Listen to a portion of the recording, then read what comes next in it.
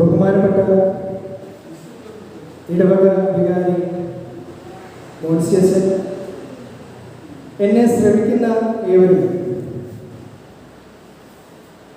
നമ്മളെല്ലാവരും ഇപ്പോൾ നൊയമ്പിൻ്റെ കാലഘട്ടത്തിലൂടെ കടന്നുപോയിക്കൊണ്ടിരിക്കുകയാണ്. നൊയമ്പിലെ 4ാമത്തെ ഞായറാഴ്ചയാണ് ഇന്ന്. സഭ ഇന്ന് നമ്മൾക്ക് ചിന്തിക്കുവാനായിട്ട് നൽകിയിരിക്കുന്ന വേദഭാഗം എന്ന് പറയുന്നത് വിശുദ്ധ മത്തായിയുടെ സുവിശേഷം 15-ാം അധ്യായം 21 മുതൽ 31 വരെയുള്ള വേദഭാഗമാണ്. നമ്മൾ ഏവരും കേട്ട് പരിചിതമായ ഒരു വേദഭാഗമാണ്. ഇവിടെ നമ്മുടെ യേശു സോർ സീദോൻ എന്ന് പറയുന്ന ഒരു പ്രദേശത്തേക്ക് പോയിക്കൊണ്ടിരിക്കുകയായിരുന്നു വചനം പറയുവാനായി. അവിടേക്ക് ഒരു കനാന്യ സ്ത്രീ ഓടി അലറി വിളിച്ചുകൊണ്ട്, കർത്താവേ, ദാവീദ് പുത്ര, എന്നോട് കരുണ തോന്നണമേ, എൻ്റെ മകൾക്ക് ഭൂതോപദ്രവം കഠിനമായിരിക്കുന്നു എന്ന് നിലവിളിച്ചു പറഞ്ഞു. യേശു ഒന്നും മൈൻഡ് ചെയ്തില്ല. ശിഷ്യന്മാർ പറഞ്ഞു, ആ സ്ത്രീ പുറകെ വായിച്ചു വരുന്നു, പറഞ്ഞയക്കണമേ എന്ന് ശിഷ്യന്മാർ യേശുവിനോട് പറഞ്ഞു. യേശു പറഞ്ഞു, എൻ്റെ ഇസ്രായേലിനെ കാണാതെ പോയ ആടുകളേക്കല്ലാതെ എന്നെ അയച്ചിട്ടില്ല എന്ന് യേശു മറുപടി പറഞ്ഞു. അപ്പോഴും ആ സ്ത്രീ അലറി വിളിച്ച് പറഞ്ഞു, കർത്താവേ, എന്നെ സഹായിക്കണമേ എന്ന് പറഞ്ഞ് നമസ്കരിച്ചു, കാൽ പിടിച്ചു.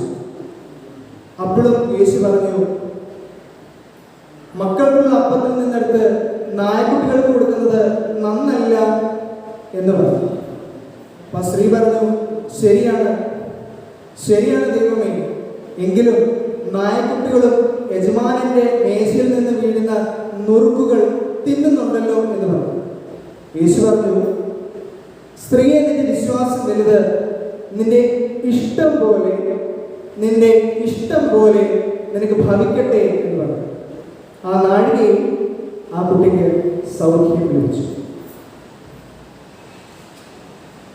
നമ്മൾ എല്ലാവരും ക്രിസ്ത്യാനികളാണ്. ക്രിസ്ത്യാനികളായിരിക്കെ നാം അറിഞ്ഞിരിക്കേണ്ടതായിട്ടുള്ള വലിയ ഒരു പാഠം ഉൾക്കൊള്ളുന്ന ചെറിയ ഒരു വേദഭാഗമാണ്. നാം എങ്ങനെ ആയിരിക്കണം, ഒരു ക്രിസ്ത്യാനി എങ്ങനെ പെരുമാറണം എന്ന് വ്യക്തമായി വരച്ചു കാട്ടുന്ന ഒരു വേദഭാഗമാണ് ഇത്. ആദ്യമേ തന്നെ എനിക്ക് പറയാനായിട്ടുള്ളത്, ഇവിടെ സോർ സീദോൻ എന്ന് പറയുന്ന ദേശത്തേക്കാണ് യേശു യാത്ര ചെയ്തുകൊണ്ടിരിക്കുന്നത്. ചരിത്രം പരിശോധിക്കുമ്പോൾ നമുക്ക് മനസ്സിലാകും, അത് പുറജാതികളുള്ളൊരു സ്ഥലമാണ്.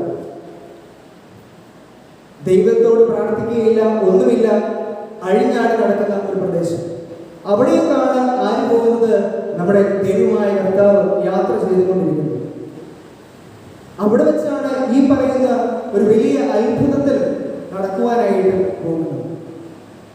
ഏത് പ്രതിസന്ധികളിലും ഏത് കഠിനമായ നിമിഷങ്ങളിലും സഹായിക്കാൻ കെൽപ്പുള്ള ഒരാളാണ് നമ്മുടെ ദൈവമെന്ന് പറയുന്നത്. ചിലപ്പോൾ നമ്മുടെ ജീവിതത്തിൽ നമ്മൾ തകർന്ന് ഒന്നും ഒരു രക്ഷയുമില്ലല്ലോ എന്ന് ഒരു പ്രതീക്ഷയും അറ്റു നിൽക്കുന്ന സമയത്ത് പോലും ദൈവത്തിന് അവിടെ അത്ഭുതങ്ങൾ പ്രവർത്തിക്കുവാനായിട്ട് സാധിക്കും. അവിടെ ആ അത്ഭുതങ്ങൾ പ്രവർത്തിക്കണമെങ്കിൽ നമുക്ക് ചില കാര്യങ്ങൾ ശ്രദ്ധിച്ചേ മതിയാവും. ആ 4 കാര്യങ്ങൾ ഇവയാണ്. 1, നാം ചോദിക്കണം എന്നുള്ളതാണ് ഒന്നാമത്തെ പാഠം. ഈ സ്ത്രീയെ കണ്ടു കഴിഞ്ഞാൽ നമുക്ക് മനസ്സിലാവും, അലറി വിളിച്ച് കേണ് അപേക്ഷിച്ച് ചോദിക്കുന്നുണ്ട് ദൈവത്തോടെ, എൻ്റെ മകളെ സഹായിക്കണമേ. യാക്കോബിന്റെ സുവിശേഷം 4-ാം അധ്യായം 1-ാം വാക്യത്തിൽ 1-2 വാക്യങ്ങളിൽ വ്യക്തമായിട്ട് ദൈവം അവിടെ പറയുന്ന ഒരു സംഗതിയുണ്ട്. Where do all the fights and quarrels come from? They come from the desire for repression. You do not, അവിടെ പറയുന്ന യേശു ഒരു കാര്യം ഇതാണ്, you do not have anything because you do not ask God for it. നീ ചോദിക്കാതെ കൊണ്ട് നിനക്ക് ലഭിക്കുന്നില്ല എന്നാണ് അവിടെ പറയുന്നത്. നമ്മൾ ഒന്ന് പരിശോധിച്ച് നോക്കി, നമ്മൾക്ക് സന്തോഷമില്ല എന്നുണ്ടെങ്കിൽ നാം ആരോടാണ് ചോദിക്കുന്നത്? മനുഷ്യരോടാണ് ചോദിക്കുന്നത്. നമുക്ക് വേണ്ടിയ സാഹചര്യങ്ങളില്ലെങ്കിൽ നാം മനുഷ്യരോടാണ് ചോദിക്കുന്നത്. വഴക്കിടുന്നു, നാം കൊല്ലാൻ തയ്യാറാകുന്നു, നമ്മൾ വഴക്കിടാൻ തയ്യാറാകുന്നു മനുഷ്യനോട്. പക്ഷെ ചോദിക്കേണ്ടത് മനുഷ്യനോടല്ല, ചോദിക്കേണ്ടത് ദൈവത്തോടാണ്. ദൈവത്തോട് ചോദിക്കായ കൊണ്ട് നമുക്കൊന്നും ലഭ്യമാകുന്നില്ല. എൻ്റെ പേഴ്സണൽ ലൈഫിൽ എൻ്റെ എക്സ്പീരിയൻസ് വെച്ചുകൊണ്ട് എനിക്ക് നിങ്ങളോട് പറയാൻ പറ്റും. ഞാൻ എൻ്റെ എന്തെങ്കിലും ഒരു ആവശ്യമുള്ളപ്പോൾ ഞാൻ ദൈവത്തോട് ചോദിക്കും. എനിക്ക് സാഹചര്യങ്ങൾ മോശമായിരിക്കാം, എങ്കിലും ഞാൻ ദൈവത്തോട് ചോദിക്കും. ഞാൻ ചോദിച്ചിട്ടുള്ള, ഞാൻ ഈ മദ്ബഹായുടെ മുന്നിൽ നിന്നുകൊണ്ട് 100% വിശ്വാസത്തോടുകൂടി എനിക്ക് നിങ്ങളോട് പറയാൻ പറ്റും, ഇന്നേ വരെ ഞാൻ ചോദിച്ചിട്ടുള്ള ഒരു കാര്യം പോലും ദൈവം എനിക്ക് തരാതിരുന്നിട്ടില്ല. നാം ചോദിക്കണം. നാം ദൈവത്തിൻ്റെ മക്കളാണ്. നമുക്ക് ചോദിക്കുന്നതിനൊരു മടിയും കാട്ടേണ്ട കാര്യമില്ല. ഈ സർവ്വഭൂമിയും സൃഷ്ടിച്ച സൃഷ്ടാവാണ് എൻ്റെയും നിങ്ങളുടെയും ദൈവം. ആ ദൈവത്തോട് നാം ചോദിക്കണം. നാം അറിയാം, നമ്മൾ പലപ്പോഴും പല സങ്കടങ്ങളിൽ പെടാറുണ്ട്. എനിക്ക് സങ്കടങ്ങൾ വരുമ്പോൾ ഞാൻ ഈ മദ്ബഹായിൽ ഈ ത്രോണോസിന് മുന്നിൽ മുട്ടുകൊത്തു നിന്ന് ഞാൻ പറയും എൻ്റെ അപേക്ഷകളും കാര്യങ്ങളും ദൈവം എനിക്കത് നടത്തി തരാൻ എഴുതിയിട്ടുണ്ട്. സെന്റ് തോമസ് ഓർത്തഡോക്സ് ചർച്ച് നെടുവൺകാവിൽ വന്ന് പ്രാർത്ഥിച്ചിട്ട് ഒന്നും കിട്ടാതെ ഇതുവരെയും പോയിട്ടില്ല. വേറെ എങ്ങും പോകേണ്ട കാര്യമില്ല. ഒന്ന്, നാം ചോദിക്കണം. രണ്ടാമത്, അതിനു വേണ്ടിയിട്ട് പരിശ്രമിക്കണം. കൺസിസ്റ്റൻസി. നമുക്കറിയാം, നാം ഒരു വട്ടം പ്രാർത്ഥിച്ചു, അത് കിട്ടിയില്ല എന്നുണ്ടെങ്കിൽ പൊതുവെ കാണും, അല്ലെങ്കിൽ ഇന്നൊരു സഭയിൽ പ്രാർത്ഥിച്ചിട്ട് കിട്ടിയില്ല എന്നുണ്ടെങ്കിൽ നമ്മൾ അടുത്തത് പോകുന്നത് അടുത്തൊരു സഭയിലേക്ക്. നമ്മൾ ഒരു വട്ടം പ്രാർത്ഥിച്ചു കിട്ടിയില്ല എന്നുണ്ടെങ്കിൽ ദൈവം ഇല്ല എന്ന് പറയും. ഒരു വട്ടം പ്രാർത്ഥിച്ചു അത് കിട്ടിയില്ല എന്നുണ്ടെങ്കിൽ ദൈവത്തിന് എന്നെ സഹായിക്കണം എന്ന് പോലും ഇല്ല എന്ന് നാം പറയും. പക്ഷേ തുടരെ നാം ചോദിക്കാൻ മനസ്സ് കാട്ടുന്നവരായിരിക്കണം നാം ഓരോരുത്തരും. ആ സ്ത്രീ അതിനെ കീറി വന്ന് പറഞ്ഞു, എൻ്റെ മകൾക്ക് ഭൂതോദരവുമാണ്, അവളെ സഹായിക്കണമെന്ന്. യേശു അവിടെ പറയുന്നുണ്ട്, മൈൻഡ് പോലും ചെയ്തില്ല, തിരിഞ്ഞു പോലും നോക്കിയില്ല. കേൾക്കാഞ്ഞിട്ടാണോ? അറിയാഞ്ഞിട്ടാണോ? അല്ല, തിരിഞ്ഞു പോലും നോക്കിയില്ല. നമ്മൾ പ്രാർത്ഥിക്കുമ്പോഴും ദൈവം പലപ്പോഴും ഇതുപോലെ തിരിഞ്ഞു നോക്കുന്നില്ല. ഒരു ഉത്തരം പോലും നമുക്ക് ദൈവം തരത്തില്ല. ദൈവം നമ്മളെ പരീക്ഷിക്കും. എൻ്റെ വിശ്വാസം എത്രയുണ്ട്? ലോട്ടറി എടുക്കുന്നത് പോലെ പ്രാർത്ഥിച്ച് കിട്ടുന്നതാണോ എന്ന് നാം ഓരോരുത്തരും വന്ന് പ്രാർത്ഥിക്കാതെ. അങ്ങനെയല്ല, തുടരെ നാം പ്രാർത്ഥിക്കുവാൻ കൊണ്ട് തയ്യാറാണ്. നമ്മുടെ വീടിൻ്റെ മുന്നിൽ ഒരു മരം ഉണ്ടെങ്കിൽ ഒരു വെട്ടും എടുത്തിട്ട് ഒരു ദിവസം 5 വെട്ട് വെച്ച് വെട്ടുക. തുടർന്ന് ആ ഒരു 5 വെട്ട് കുറേ ദിവസങ്ങൾ തുടരുമ്പോൾ ഒരു ദിവസം ആ മരം തീർച്ചയായിട്ടും താഴെ വീഴും. അതേപോലെ തന്നെയാണ് പ്രാർത്ഥനകൾ. ഒരു ദിവസം കൊണ്ട് തീർക്കുന്നതല്ല പ്രാർത്ഥന. തുടരെ നമ്മുടെ ആവശ്യം ദൈവത്തോട് സമർപ്പിക്കുക എന്നുള്ളതാണ് നമ്മുടെ ലക്ഷ്യം. അതിന് നാം വീണ്ടും അതിനു വേണ്ടിയിട്ട് പരിശ്രമിക്കും. അതിന് ചിലപ്പോൾ പല കാര്യങ്ങൾ നമുക്ക് ത്യജിക്കേണ്ടി വരും, പല കാര്യങ്ങൾ നമുക്ക് ത്യാഗം സഹിക്കേണ്ടി വരും. ചിലരൊക്കെ നമ്മളോട് പറയാറുണ്ട്, എൻ്റെ ഒരു ഗുരുവുണ്ട്, സാറ് പറയാനുള്ളത് ഡയലോഗാണ്. പലപ്പോഴും നമ്മളോട് പറയാറുണ്ട്, അവൻ്റെ ഒക്കെ യോഗമാണല്ലോ എന്ന് പറയുന്നത്. എന്താണ് യോഗം? ത്യാഗം പ്ലസ് യാഗമാണ് യോഗം എന്ന് പറയുന്നത്. ത്യാഗം പ്ലസ് യാഗമാണ് യോഗം എന്ന് പറയുന്നത്. നമ്മൾ ക്രിസ്ത്യാനികൾ സുഖിക്കാൻ വന്നവരല്ല, കഷ്ടതകൾ സഹിക്കാൻ വന്നവരല്ല. അവിടെ ഈ പറയുന്ന ത്യാഗങ്ങളും യാഗങ്ങളും സഹിക്കാൻ വയ്യ എങ്കിൽ യോഗം ഒരിക്കലും ഉണ്ടാവില്ല. അപ്പൊ ദൈവം മുഖം മറയ്ക്കുമ്പോഴും നമ്മൾ പലതും ത്യജിച്ചിട്ടാണെങ്കിലും യാഗം സഹിച്ചിട്ടാണെങ്കിലും ശരി, അതിനു വേണ്ടിയിട്ട് തുടരെ നാം അതിനു വേണ്ടിയിട്ട് പ്രയത്നിക്കണം. 3, നല്ലത് ചിന്തിക്കാൻ നമുക്കൊരു മനസ്സുണ്ടാകും, അല്ലെങ്കിൽ ഒരു പോസിറ്റീവ് തിങ്കിങ്. നിങ്ങൾ നോക്കിക്കേ, ഈ സ്ത്രീയോട് പറഞ്ഞു, അതേ ഹാർഷായിട്ടാണ് പറയുന്നത്, അല്ലെങ്കിൽ ഹാർഡായിട്ടാണ് പറയുന്നത്. ഒരു നായോട് ഉപമിച്ചുകൊണ്ടാണ് പറയുന്നത്. യേശുവല്ല, ഉപമകളിലൂടെയാണ് പറയുന്നത്. നായയോട് ഉപമിച്ചാണ് ദൈവം ആ കാര്യം ആ സ്ത്രീയോട് പറയുന്നത്. നമ്മളെ വല്ലതുമാണ് അതാക്കിയിരുന്നെങ്കിൽ പോട്ടെ എന്ന് പറഞ്ഞാൽ നമ്മൾ നമ്മുടെ വഴിക്ക് പോയത്. നമ്മുടെ ജീവിതത്തിൽ നമുക്ക് പ്രയാസങ്ങൾ വരുമ്പോൾ ദൈവത്തെ നാം തള്ളി പറയുന്ന ഒരവസ്ഥ നമുക്ക് ഉണ്ടാകാറുണ്ട്. കഷ്ടതകൾ തന്ന ഒരു ആശയം ഇല്ലാതിരിക്കുമ്പോൾ ദൈവത്തിന് ഒരു കാര്യം നടപ്പില്ല എന്ന് പറയാറുണ്ട്, അല്ലെങ്കിൽ ഈ സഭയിൽ നിന്നിട്ട് പ്രയോജനമില്ല എന്ന് നമ്മൾ പറയാറുണ്ട്.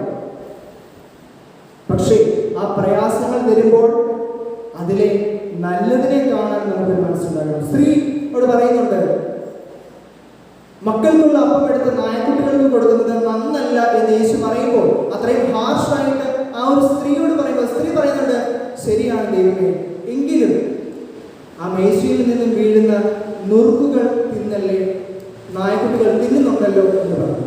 അവിടെ ആ ഒരു പോസിറ്റീവ് ഉണ്ടായി. പ്രയാസങ്ങൾ വരുമ്പോൾ അവിടെ നല്ലതിനെ കാണാൻ നമുക്ക് തയ്യാറാണ്. അതുകൊണ്ടാണ് ഏറ്റവും വലിയ സൈക്കോളജിസ്റ്റ് ആയിട്ടുള്ള വില്യം ജെയിംസ് പറയുന്ന ഒരു കാര്യമുണ്ട്, every adversity carries with it a seed of equal a great benefit. ഏതൊരു സങ്കടകരമായ നിമിഷങ്ങളിലും അതിനുള്ളിൽ പ്രതീക്ഷയുടെ, സാഹചര്യങ്ങളുടെ, സാധ്യതകളുടെ ചെറിയൊരു വിത്ത് അതിനുള്ളിൽ പാകിയിട്ടുണ്ടായിരുന്നു. ഞാൻ കുട്ടികളുടെ ക്ലാസ് എടുക്കാൻ പോകുന്ന സമയത്ത് ഞാൻ ചോദിക്കാറുണ്ട്, എന്തുകൊണ്ടാണ് മഹാത്മാഗാന്ധിജി ആയത്? മോഹൻദാസ് കരംചന്ദ് ഗാന്ധി എന്ന് പറയുന്ന വ്യക്തി എന്തുകൊണ്ട് മഹാത്മാഗാന്ധിജി ആയത് എന്നൊരു വലിയ ചോദ്യം.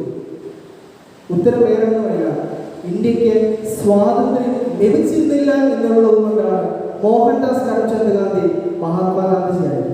നമ്മളായിരുന്നു ഈ സ്വാതന്ത്ര്യം ലഭിക്കാത്ത സാഹചര്യം ഉണ്ടായിരുന്നെങ്കിൽ പ്രതീക്ഷയില്ല, ദൈവത്തിൽ വിശ്വാസമില്ല, ലോകം ഭയങ്കര കഷ്ടതയിലാണ്, പ്രയാസങ്ങളാണെന്ന് പറഞ്ഞ് നമ്മൾ പ്രതീക്ഷയായിട്ട് ജീവിച്ചേ. ഗാന്ധിജി അതല്ല ചെയ്തത്. അവിടെ അവസരങ്ങൾ കണ്ടുകൊണ്ട് മുന്നേറാനായിട്ട് പോകും. നമ്മുടെ ജീവിതത്തിൽ നമുക്ക് പ്രയാസങ്ങൾ നൽകുമ്പോൾ, ദൈവം പ്രയാസങ്ങൾ നൽകുമ്പോൾ, ദൈവത്തിൻ്റെ മനസ്സ് കഠിനമാകുമ്പോൾ അവിടെ നല്ലതിനെ കാണാൻ നമുക്ക് ഒരു മനസ്സുണ്ടാകും. നല്ലതിനെ കാണാൻ ഒരു മനസ്സുണ്ടാകും. യേശു 5 അപ്പവും 2 മീനും 5000 പേരെ പോഷിപ്പിച്ച കഥ നമുക്കറിയാം. അവിടെ 5000 അപ്പമുണ്ടോ എന്നൊന്നും അല്ല യേശു ചോദിച്ചത്, ഉള്ളത് എടുത്തുകൊണ്ട് വരാനാണ് പറഞ്ഞത്. ആ ഇല്ലായ്മയിൽ ഉള്ളതിനെ കണ്ടുകൊണ്ട് എടുത്തുകൊണ്ട് വരാനാണ് ദൈവം പറഞ്ഞത്. 5 അപ്പവും 2 മീനുമേ ഉണ്ടായിരുന്നുള്ളൂ. ഉള്ളതിനെ കാണാൻ അവിടെ പഠിച്ചത് കൊണ്ട് അവർക്ക് എല്ലാവർക്കും വയറ് നിറയെ ആഹാരം കഴിക്കുവാൻ വേണ്ടി. നമ്മൾ എപ്പോഴും പറയാറുണ്ട്, നമുക്ക് ഇല്ലായ്മയെ പറ്റിയാണ് പറയാറുള്ളത്. ആദ്യമേ ഞാൻ പറഞ്ഞു, ദൈവത്തോട് ചോദിക്കണം. നാം ദൈവത്തോട് എന്താണ് സാധാരണ ചോദിക്കാറുള്ളത്? ദൈവമേ എനിക്ക് അതില്ല, ദൈവമേ എനിക്ക് ഇതില്ല, മറ്റവൻ അതുകൊണ്ട് എനിക്കതില്ല, മറ്റവർക്ക് അതുകൊണ്ട് എനിക്കിതില്ല, എനിക്കിത് കിട്ടിയില്ല. ഇല്ലായ്മയെ മാത്രം പറ്റിയാണ് ദൈവം ചോദിക്കുന്നത്. അതുകൊണ്ട് നിനക്ക് ഇല്ലായ്മ മാത്രമാണ് ദൈവം തരുന്നത്. നിന്റെ വിശ്വാസം നിന്നെ രക്ഷിക്കുന്നു. നിനക്ക് ഉള്ളതിനെ പറ്റി നന്ദി പറയാൻ നമുക്കൊരു മനസ്സുണ്ടാകും. സാഹചര്യം ഇല്ലാതിരിക്കുമ്പോൾ അവിടെ ഉള്ളതിനെ കാണാൻ നമുക്കൊരു മനസ്സുണ്ടാകും. എനിക്ക് നല്ലൊരു വീടില്ല എന്ന് പറയുമ്പോൾ കിടന്നുറങ്ങാൻ പോലും സ്ഥലമില്ലാത്ത എത്രയോ കുട്ടികളുണ്ട്, ഇല്ലേ? എനിക്ക് സാമ്പത്തികമായ ഒരു കാര്യമില്ലെന്ന് പറയുമ്പോൾ പിച്ചെടുത്ത് ജീവിക്കുന്ന എത്രയോ ആൾക്കാരാണ്. എങ്കിലും എന്നെ ആ നിലത്ത് കിടക്കാതെ, പിച്ചെടുക്കാൻ അനുവദിക്കാതെ എന്നെ ഇത്രത്തോളം നടത്തിയത് ആ ദൈവമാണെന്ന് നാം മനസ്സിലാക്കണം. ആ ഉള്ളതിനെ കാണാൻ നമുക്ക് ഒരു മനസ്സുണ്ടാകണം. എങ്കിൽ മാത്രമേ നമുക്ക് എല്ലാം നേടിയെടുക്കുവാനും ഈ പറഞ്ഞ സന്തോഷവും സുഖവും എല്ലാം നമുക്ക് ലഭിക്കുവാൻ തക്കോളം ദൈവം വഴിവെക്കുകയുള്ളൂ. നല്ലതിനെ കാണാൻ നമുക്ക് മനസ്സുണ്ടാകണം. സർ, ഞാൻ പറഞ്ഞു ചോദിക്കണം, പറഞ്ഞു തുടരെ ചോദിക്കണം, തുടരെ ചോദിക്കണം, പോസിറ്റീവായിട്ട് ചോദിക്കാം. പക്ഷെ ഇത് 3 കൊണ്ട് മാത്രമായില്ല. ഏറ്റവും വലിയ ഒരു സന്ദേശം കൂടി ഉണ്ട്, അതാണ് വിശ്വാസം. പലപ്പോഴും നമ്മൾ പള്ളിയിൽ വരാറുണ്ട്, പ്രാർത്ഥനാ യോഗങ്ങളിൽ പോകാറുണ്ട്, കുർബാനകളിലെല്ലാം പങ്കെടുക്കാറുണ്ട്, എല്ലാ പള്ളികളിലും പോയി പ്രാർത്ഥിക്കാറുണ്ട്. എന്നാൽ നമുക്ക് വിശ്വാസം എന്നത് ഉണ്ടോ എന്നുള്ളത് നാം ആത്മാർത്ഥമായിട്ട് നാം പരിശോധിക്കും. വിശ്വാസം എന്നതോ ആശിക്കുന്നതിൻ്റെ ഉറപ്പും കാണാത്ത കാര്യങ്ങളുടെ നിശ്ചയവുമാവും. നിങ്ങൾക്ക് ഇതുവരെ ലഭിക്കാത്ത കാര്യങ്ങളെ പറ്റിയിട്ട് നിങ്ങൾക്ക് എന്തെങ്കിലും നിശ്ചയമുണ്ടോ? അത് കിട്ടുമെന്നുള്ള കാര്യത്തിൽ നിങ്ങൾക്ക് എന്തെങ്കിലും ഒരു വിശ്വാസമുണ്ട്? വിശ്വസിച്ചവർക്ക് അത് കിട്ടിയിട്ടുണ്ട്. ഈ പറയുന്ന ബൈബിൾ, നമ്മൾ ഈ ബൈബിളിനെ വിശ്വസിച്ചുകൊണ്ടാണ് നമ്മൾ ജീവിക്കുന്നത്, ഇല്ലേ? ഈ പറയുന്ന ബൈബിളിൽ നിങ്ങൾക്ക് ഡിഗ്രി വേണമെന്നോ, ഇന്ന കുടുംബത്തിൽ ജനിക്കണമെന്നോ, ഇന്ന പള്ളിയിൽ ജനിക്കണമെന്നോ ഒന്നും പറഞ്ഞിട്ടില്ല. ഒറ്റ കാര്യമേ ഈ ബൈബിളിൽ പറയുന്നുള്ളൂ, നിങ്ങളൊന്ന് വിശ്വസിക്കും. വിശ്വസിക്കാൻ മാത്രമാണ് ഇതിൽ നിങ്ങളോട് വിശ്വസിക്കുക. ഈ സ്ത്രീയോട് യേശു പറയുന്ന ഒരു കാര്യമുണ്ട്, സ്ത്രീയെ നിന്റെ വിശ്വാസം വലുത്. അലൽ പിടിച്ചതിന്റെ ക്വാണ്ടിറ്റിയോ എത്ര നമ്മൾ അലറിയതിന്റെ ക്വാളിറ്റിയോ അല്ല, നിന്റെ വിശ്വാസം വലുത്. നിന്റെ ഇഷ്ടം പോലെ നിനക്ക് ഭവിക്കട്ടെ എന്നാണ് പറഞ്ഞത്. ഹലോ, നിന്റെ ഇഷ്ടം പോലെ, അല്ല ദൈവം തരുന്നതെന്നല്ല, നിന്റെ ഇഷ്ടം പോലെ നിനക്ക് ഭവിക്കട്ടെ എന്നാണ് പറഞ്ഞത്. ആ വിശ്വാസമുള്ളപ്പോൾ നമുക്ക് വേണ്ടിയത് ദൈവം കൃത്യമായി നമ്മുടെ മുന്നിലേക്ക് കൊണ്ടുതരും. സർ, എനിക്ക് വിശ്വാസമുണ്ടെന്ന് പറയുമ്പോൾ ഞാൻ സാധാരണ പറയുന്ന ഒരു ചെറിയൊരു കഥയുണ്ട്. നമുക്കറിയാം, നമ്മൾ സർക്കസ് കാണാൻ പോയിട്ടുള്ളവരല്ല. അവിടെ ഒരു ഗോളത്തിനകത്ത് ബൈക്ക് കൊണ്ട് 4 വശത്തേക്കും ഒരു അഭ്യാസം കാണിക്കുന്ന ഒരു ആക്ടറുണ്ട്. ആ വട്ടത്തിനകത്ത് കിടന്ന ബൈക്ക് കൊണ്ട് കാണും, തലകുത്തി എല്ലാം കാണും.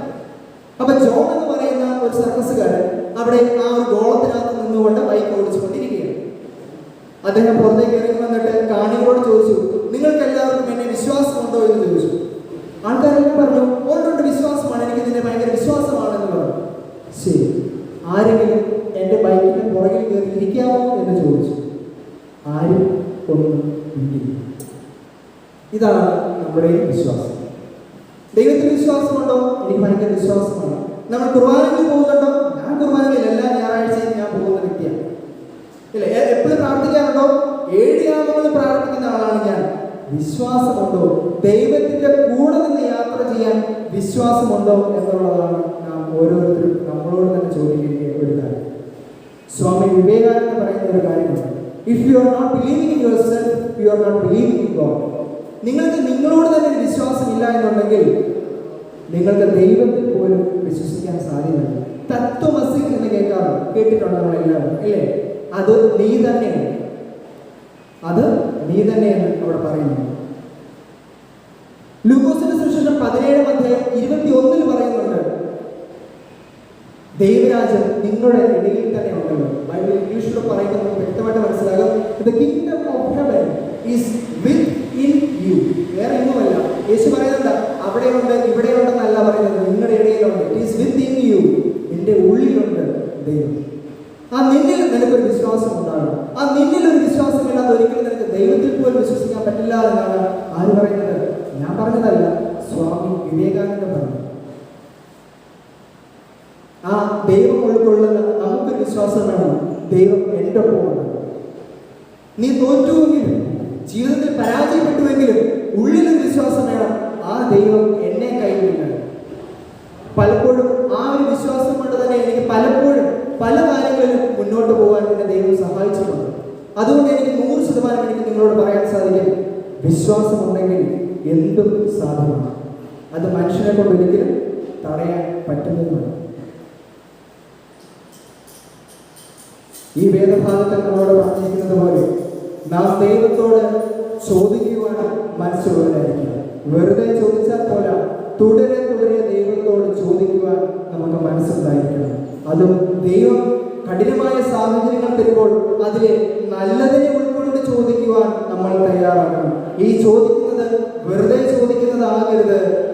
വിശ്വാസത്തോടു കൂടി ദൈവത്തോട് ചോദിക്കാൻ നമുക്ക് മനസ്സുണ്ടെങ്കിൽ ദൈവം തരാത്തതായിട്ട് ഒന്നുമില്ല.